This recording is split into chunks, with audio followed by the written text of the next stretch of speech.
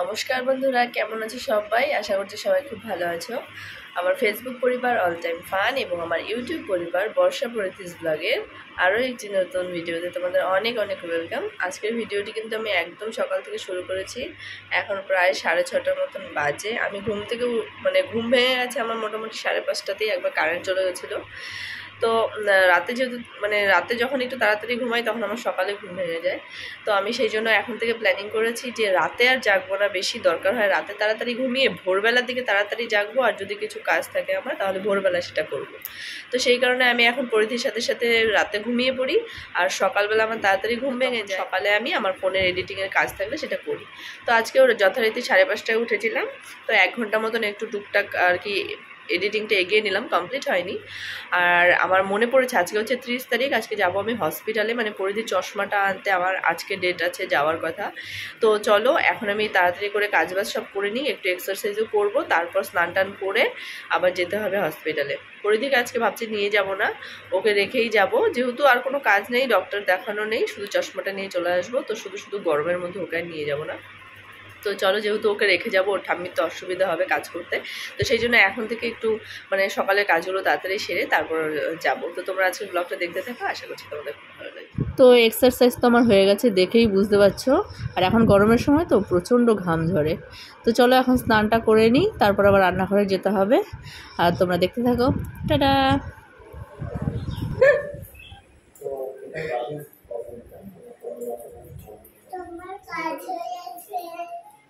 হ্যাঁ,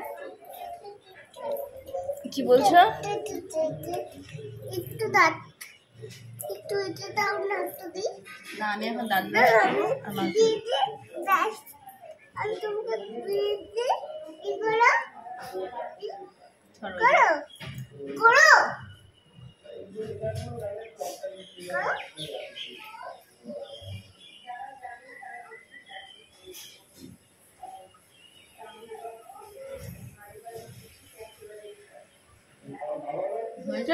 হয়েছে না? Thank you. তাহলে আমি এখন ব্রাশটা করে আমি এখন মাছটা ধুয়ে নিয়ে আসি। ব্রাশটা করে আমি মাছটা ধুয়ে নিয়ে আসি। ঠিক আছে, কি আওয়াজটা করেছে আমার, দেখো আমাকে ব্রাশ করিয়ে দিয়েছে আমার মেয়ে। চাকচাক হয়ে গেছে দাঁতগুলো, দেখি তোমার দাঁতগুলো। তোমারগুলো তো চকচক হয়নি, আজকে ভালো করে মাজনি তুমি। চলো, আমি এখন চলে এসেছি ঘোষপাড়া স্টেশনে। 10:13 ট্রেনটা ধরবো বলে যাচ্ছি হসপিটাল। তোমাদের তো বললামই, বাড়িতে মোটামুটি কিছুটা কাজ এগিয়ে দিয়ে এসেছি। পরিদিকে খাওয়াচ্ছিলাম, এত দেরি করে, তারপর লাস্টে একটু কম বললাম তো একা একাই খাওয়া, আমার টাইম হয়ে যাচ্ছে, চলে এসেছি। তো ট্রেন তো চলে এসেছে, একটা স্টপেজ পরেই নামবো আমি শিল্পাঞ্চল, ওখানেই তো হসপিটাল, তোমরা তো জানোই।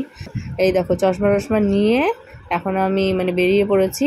এখন আর কোনো ট্রেন পাবো না, আমাকে অটো বা টোটো ধরে যেতে হবে। এখন দেখা যাক কি পাই। টোটো না আবার একটু বেশি ভাড়া নিতে চায়, তো সেই জন্য দেখি কি করি। আমি এখন দাঁড়িয়ে রয়েছি, টোটোই আসছে না। আইটিআই মোট টোটো 20 টাকা। তো একটু অপেক্ষা করে যাব।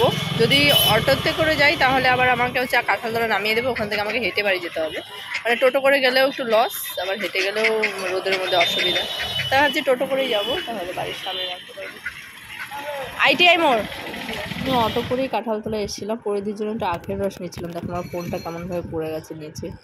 কি বলবো, একদিকে ছাতা, ব্যাগ, আবার বোতলটা খুলে দিতে গিয়ে ফোনটাই হাত থেকে পড়ে গেছে।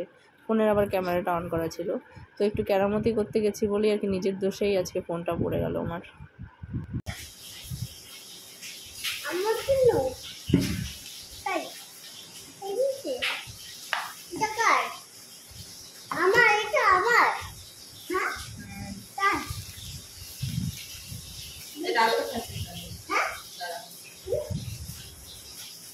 দিদিভাই সব থেকে ছোট সাইজ চশমা নিচ্ছে, এর থেকে যদি এটা যদি না হয় তাহলে আর কিছু করার নেই।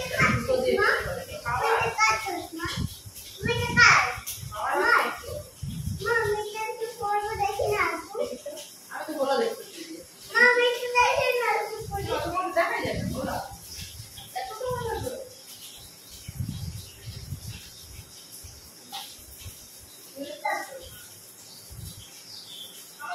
দেখবি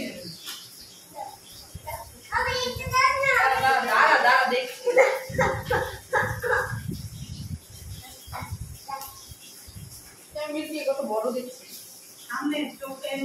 দূরে দূরে তো আসছে, আমি এদিকে বড় বড় দেখছি।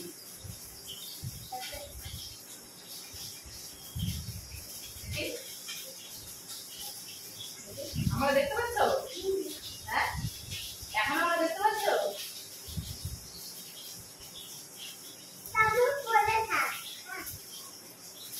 দেখি দেখি দেখি দেখি দেখি, এদিকে দেখাও।